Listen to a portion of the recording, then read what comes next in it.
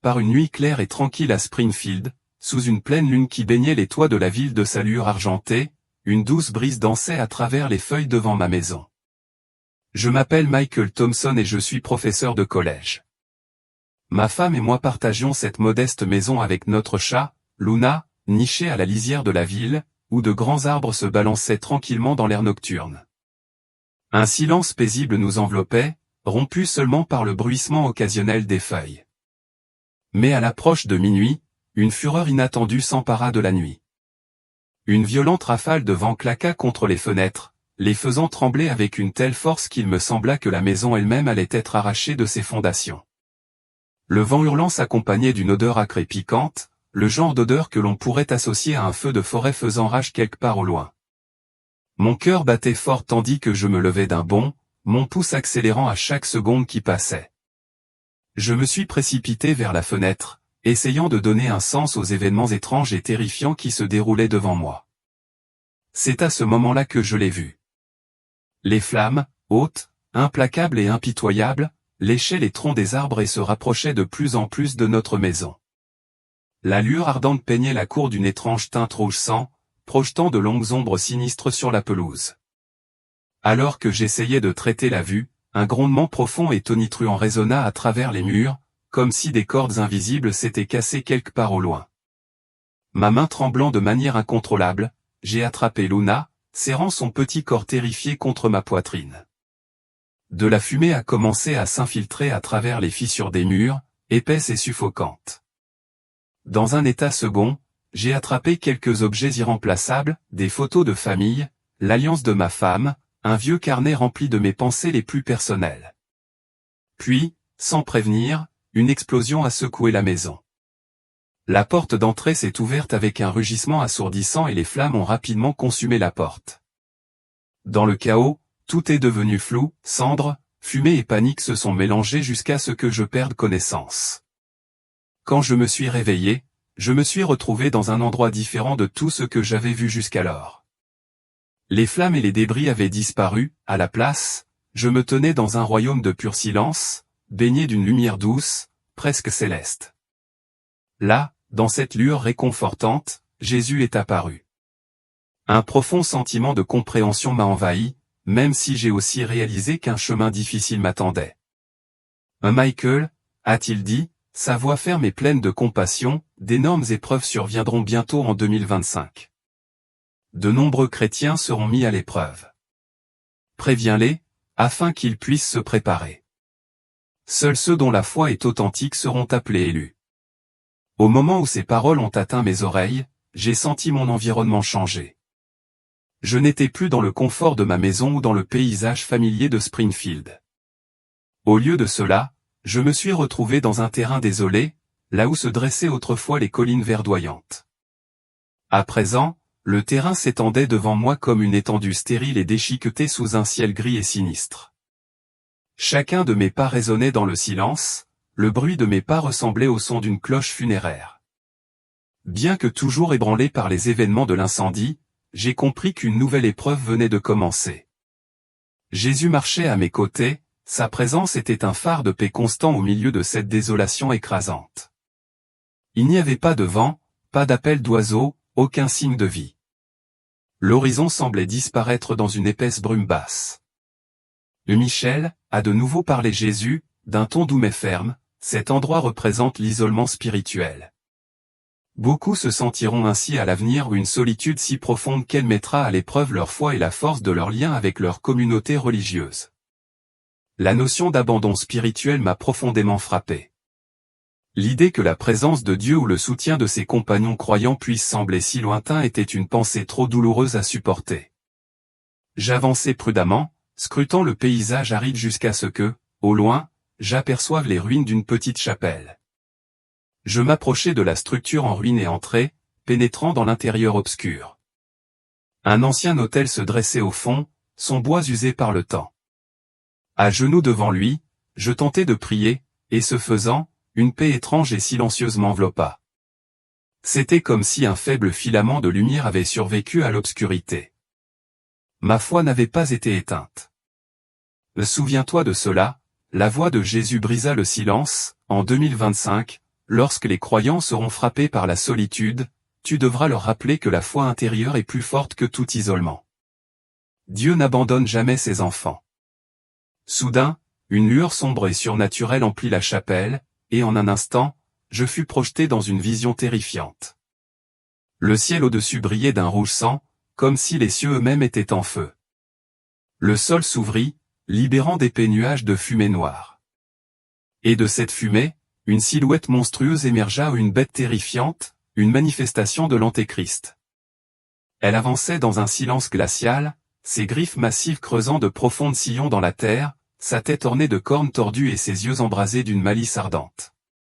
La peur saisit mon cœur comme je n'en avais jamais connu, et je pouvais sentir l'air trembler d'une présence menaçante. « Michel, dit Jésus, sa voix portant maintenant un sentiment d'urgence, c'est la force qui cherche à détruire la foi des chrétiens. Une puissance rusée et impitoyable qui se nourrit de la faiblesse humaine. » Des images défilèrent devant moi où des foules de gens paniqués, des villes plongées dans le chaos, des chrétiens déchirés par de fausses doctrines. La bête se nourrissait de la peur et du doute, mais au milieu de la tourmente, j'ai remarqué de petits groupes de croyants, fermes dans leur foi, continuant à adorer Dieu malgré l'obscurité qui les entourait. J'ai été attiré par l'un de ces groupes, et les paroles de Jésus résonnaient dans mon esprit, partout où la communauté des croyants se rassemble, la puissance du mal faiblit. Alors que la bête faisait des ravages, beaucoup sombrèrent dans le désespoir, mais d'autres restèrent fortes, inébranlables comme s'ils étaient faits de pierre, inébranlables face à la tempête. Avertissez les chrétiens, exhorta encore Jésus. En 2025, la bête prendra de nombreuses formes, politiques, culturelles et même spirituelles. Mais si les croyants restent unis, ils ne seront pas abandonnés. En un clin d'œil, le chaos ardent s'est dissous, se transformant en quelque chose de complètement différent. Je me suis retrouvé dans un centre commercial ultramoderne, entouré de sols en verre poli, d'escalators étincelants et de murs bordés de publicités lumineuses tentant les passants avec des promesses de luxe et de bonheur. Les gens se déplaçaient autour de moi, fascinés par l'attrait de la consommation, inconscients de tout le reste. L'air vibrait au rythme d'une musique entraînante, mêlée aux odeurs enivrantes de nourriture gastronomique et de parfums coûteux. C'était un spectacle d'excès, de tentation et distraction à chaque tournant, un carnaval de consumérisme où rien n'était jamais suffisant. En observant cette scène, j'ai compris, le pouvoir de la bête ne se limitait pas à la destruction. Elle prospérait aussi de manière subtile et insidieuse, se nourrissant des désirs et des distractions du monde moderne. Et j'ai réalisé que, dans les jours à venir, les chrétiens devraient choisir entre les véritables trésors durables de la foi et les promesses éphémères et creuses d'un monde qui les éloignerait du dessein de Dieu. C'est l'épreuve du matérialisme, a dit Jésus en désignant la foule. En 2025, lorsque les ressources se raréfieront et que le monde sera confronté à des crises sans précédent, beaucoup se tourneront vers l'accumulation de biens, espérant trouver du réconfort dans les choses, tout en oubliant les véritables richesses durables de l'esprit. J'ai étudié les visages autour de moi. Certains étaient remplis d'enthousiasme, d'autres semblaient frénétiques, poussés par un désir irrésistible d'acheter toujours plus. C'était comme si un vide profond les poussait à acheter, à acquérir, dans l'espoir de combler ce vide intérieur. Même moi, j'ai ressenti une lueur de tentation, une envie de faire un achat facile qui pourrait atténuer le malaise laissé par mes expériences précédentes. Mais j'ai résisté.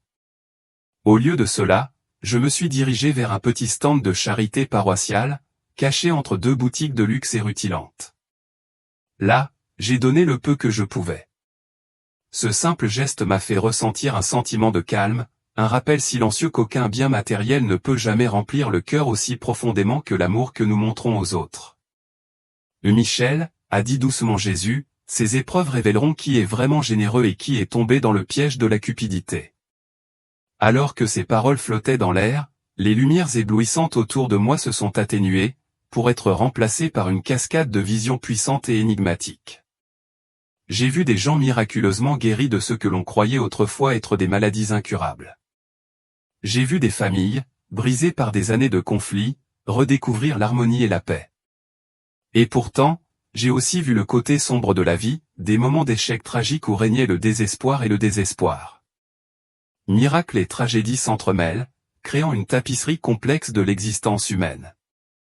L'épreuve de la foi, dit Jésus, qui se présenta à mes côtés avec un regard de compassion sans bornes, ne se trouve pas seulement dans la souffrance, mais aussi dans la grâce.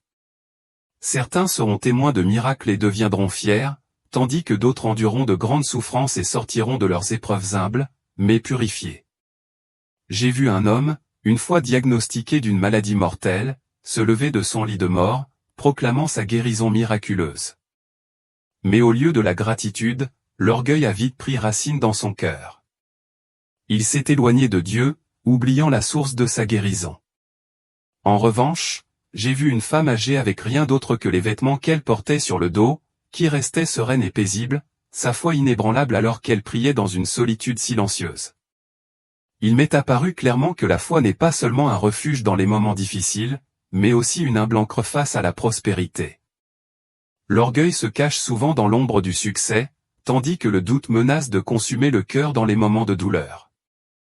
En 2025, a poursuivi Jésus, beaucoup douteront, surtout s'ils ne voient pas les résultats qu'ils attendent ou si les miracles ne se produisent pas. Rappelle-leur que la vraie foi est le pont entre l'humain et le divin, inébranlable à chaque saison de la vie. Avant que je puisse assimiler ces paroles, j'ai été transporté une fois de plus, cette fois dans un avenir froid et high-tech où le monde était gouverné par de puissants réseaux de surveillance. J'ai traversé une ville de gratte-ciels imposants, ses rues patrouillées par des faisceaux de lumière et des drones qui bourdonnaient au-dessus comme des yeux vigilants. D'énormes écrans diffusaient des messages constants, exhortant les citoyens à se conformer au système. Partout où je regardais, j'avais l'impression que des observateurs invisibles surveillaient chaque mouvement, chaque mot. Les gens gardaient la tête baissée, craignant d'attirer l'attention sur eux. Certains se précipitaient dans des bâtiments scellés gardés par des caméras, les murs de l'intimité étant un luxe depuis longtemps hors de portée. Michel, a dit Jésus d'une voix grave, c'est la menace de la surveillance mondiale. D'ici 2025, elle pourrait devenir omniprésente. Dans un monde où chaque geste et chaque mot sont enregistrés, la liberté religieuse sera en danger. Les chrétiens seront obligés de trouver de nouvelles façons de prier et de partager l'Évangile. Pendant que Jésus parlait, j'ai aperçu un sous-sol caché sous la ville. À l'intérieur, un petit groupe de croyants s'était rassemblé en secret, leurs visages remplis d'une détermination silencieuse. Ils priaient à voix basse, surveillant toujours la porte, craignant d'être découverts. Ils formaient des cercles d'études bibliques, se passant des Bibles qui avaient été astucieusement déguisées en livres ordinaires. Leur dévotion dans des conditions aussi hostiles et oppressives m'a profondément ému, ce qui témoigne de la résilience de l'esprit humain. Même face à la persécution, le cœur trouvera toujours un moyen de rechercher la présence de Dieu. Partagez ce que vous avez vu, a ordonné Jésus. La technologie, lorsqu'elle est transformée en instrument d'oppression, peut essayer d'éradiquer la foi. Mais elle échouera si les croyants restent unis. Sans prévenir, j'ai été emporté une fois de plus, cette fois dans un paysage terrifiant de catastrophes naturelles et de tempêtes. Le ciel était déchiré par des éclairs incessants et une pluie torrentielle inondait les rues, submergeant les bâtiments dans son sillage. Une tornade se déroulait au loin, son entonnoir approchant avec une force menaçante. L'air était lourd de panique, des cris de terreur, le hurlement des sirènes d'urgence et le rugissement assourdissant des coulées de boue qui engloutissaient voitures et maisons. Les survivants s'accrochaient désespérément au toit, impuissants face à la fureur de la nature. Michel, a dit Jésus avec tristesse, les catastrophes climatiques deviendront de plus en plus graves en 2025. Beaucoup perdront espoir face à des phénomènes météorologiques extrêmes.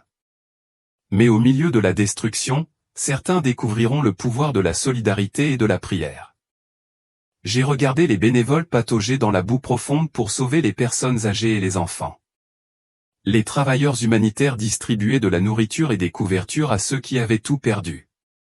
Au milieu du chaos et de la dévastation, des groupes de personnes se sont rassemblés pour prier ou simplement pour exprimer leur gratitude d'être en vie.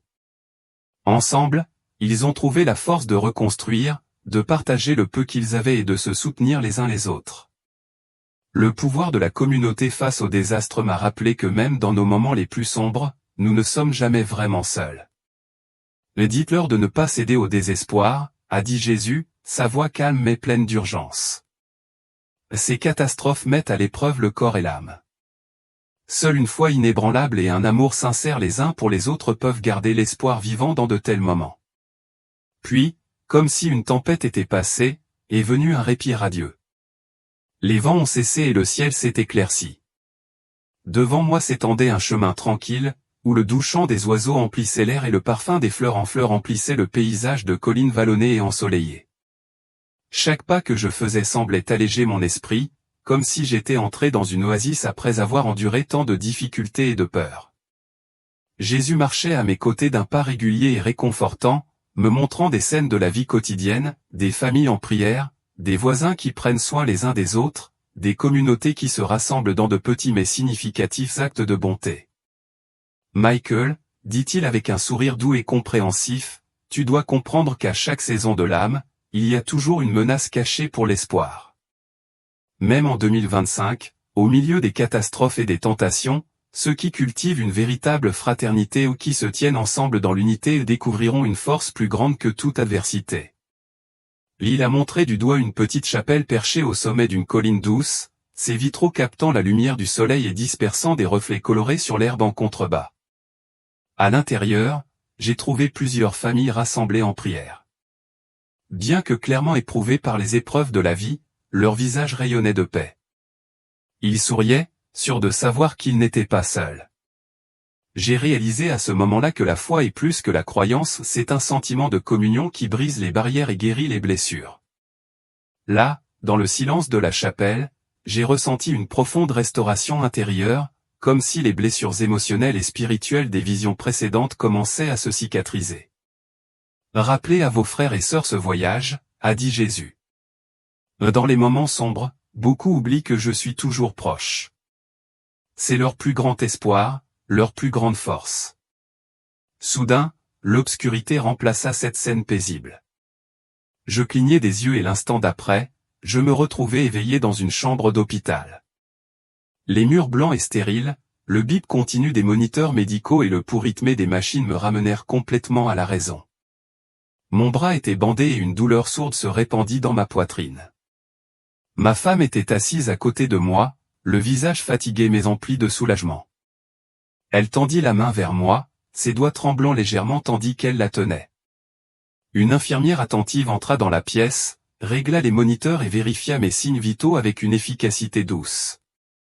Je réalisais que l'incendie avait détruit une partie de notre maison, mais j'avais été secouru et emmené d'urgence à l'hôpital. La frontière entre ce que j'avais vécu, que ce soit dans le coma ou dans un état subconscient, et la réalité qui m'entourait semblait floue. Et pourtant, chaque détail de ces visions restait gravé de manière vivante dans mon esprit. Petit à petit, j'ai commencé à lui raconter les visions et l'isolement spirituel, la bête de l'antéchrist, les épreuves du matérialisme, les dangers de la surveillance, les catastrophes naturelles et la marche paisible avec Jésus le long des collines ensoleillées. Je n'étais pas sûr qu'elle ou quelqu'un d'autre me croirait, mais je savais qu'une tâche m'avait été confiée, partager cet avertissement. Je dois le dire à tout le monde, lui ai-je murmuré.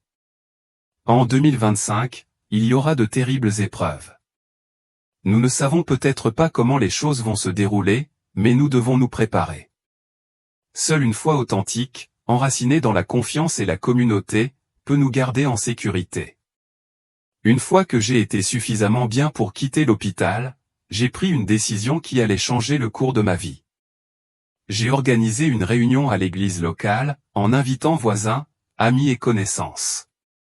Debout devant eux, j'ai parlé ouvertement de mes visions, pleinement consciente que certains pourraient me considérer comme délirant ou trop zélé. Pourtant, leurs yeux révélaient de la curiosité, une lueur d'espoir. Ils avaient eux aussi été témoins de catastrophes croissantes, de tensions politiques et d'une crise des valeurs dans le monde qui les entourait. Au cours de cette réunion, nous avons commencé à réfléchir à des moyens de renforcer notre foi et de renforcer notre résilience. Nous avons discuté de la création de groupes de prière communautaires, de cercles d'études, de réseaux d'entraide et de réunions hebdomadaires pour nous soutenir mutuellement. Un jeune père, la voix lourde de souffrances récentes, s'est exprimé avec urgence. Nous avons déjà beaucoup perdu, a-t-il déclaré, la voix pleine d'émotion. Mais si nous continuons à rester séparés, si nous continuons à vivre dans l'isolement, nous perdrons tout. Nous ne pouvons plus nous permettre d'être divisés. Ces paroles ont touché le groupe, à la fois comme un avertissement et un appel à l'action. Mes amis, leur ai-je dit, en 2025, les chrétiens seront mis à l'épreuve non seulement par des épreuves extérieures, mais aussi par des défis intérieurs. Nous ne savons peut-être pas comment les choses vont tourner, mais nous sommes appelés à tenir bon. Les épreuves viendront de toutes parts, tentations, calamités, persécutions. Ne cédez pas à la résignation ni ne vous accrochez à la sécurité matérielle. Nous devons nous préparer spirituellement, rester unis et nourrir la foi face à l'incertitude. La salle s'est tue, la gravité de la conversation s'est installée sur nous. Chaque personne présente a compris que l'avenir ne serait pas facile, mais elle a également reconnu qu'unis dans la foi, ils pourraient endurer. À partir de cette réunion, une résolution silencieuse mais puissante a commencé à se former, un engagement à renforcer la force par la communauté, à nourrir la foi face aux épreuves imminentes. Alors que les derniers invités de la soirée partaient, je me suis attardé un moment dans le silence de l'église. Les bougies vacillantes projetaient des ombres douces et, pendant un bref instant, j'ai cru voir Jésus debout au fond de la nef, sa présence aussi rassurante qu'elle l'avait été pendant les visions. Ces paroles résonnèrent clairement dans mon cœur, si la foi est authentique, alors ils peuvent être appelés élus. Le poids de ces mots s'est installé en moi et, alors que je pénétrais dans l'air frais de la nuit, j'ai levé les yeux vers le ciel étoilé, emportant avec moi la certitude que les luttes à venir ne seraient pas faciles. Mais je savais aussi que tant qu'il y aurait de l'espoir et une communauté unie dans la prière et l'amour, personne ne serait seul. Même maintenant, j'offre ce dernier mot à tous les chrétiens, les épreuves décrites dans ces visions et l'isolement spirituel, la montée de l'antéchrist, le matérialisme, la surveillance invasive et les catastrophes naturelles ne promettent aucun résultat garanti. Beaucoup vacilleront, certains tomberont, mais d'autres s'élèveront ensemble. Par la grâce de Dieu, ils resteront inébranlables dans la foi. Préparez-vous à un avenir incertain et accrochez-vous fermement aux valeurs spirituelles que le monde semble abandonner. Sachez ceci, seule une foi sincère et inébranlable peut donner un sens véritable à la vie lorsque tout le reste semble s'écrouler. Partagez ces mots avec ceux qui veulent vous écouter. L'année 2025 sera une année d'épreuve pour les chrétiens, mais grâce à la persévérance dans la foi et l'amour, nous pouvons espérer être comptés parmi les élus. Si vous êtes arrivé jusqu'ici en lisant ces mots, je veux que vous sachiez à quel point votre cœur est précieux aux yeux de Dieu. Dans un monde qui nous laisse souvent seuls et perdus, votre présence et votre foi inébranlable témoignent que la lumière du Christ ne peut être éteinte par les ténèbres. À travers chaque lutte, chaque silence, le Seigneur continue de nous chercher, nous offrant toujours un moyen de nous relever. Imaginez le visage de Jésus s'illuminant de joie alors qu'il vous voit tenir bon à travers chaque tempête. Ces larmes que vous versez ne sont plus des larmes de désespoir mais d'émotions profondes et bouleversantes pour l'amour qu'il vous témoigne chaque jour. Et lorsque les épreuves frappent à votre porte, rappelez-vous qu'aucune d'entre elles ne pourra jamais surpasser la grâce que Dieu a déversée dans votre esprit. Merci d'être resté avec moi à travers ce message. S'il vous plaît, faites-moi savoir d'où vous écoutez, cela me remplit le cœur de joie de savoir jusqu'où ce message peut atteindre. Partagez ces mots avec 3 amis qui pourraient en avoir besoin, et si vous vous sentez touché, laissez un j'aime sur la vidéo. Que ce petit geste soit un symbole d'espoir et de communion entre nous. Souvenez-vous toujours de la promesse du Seigneur, voici que je suis avec vous tous les jours, jusqu'à la fin du monde.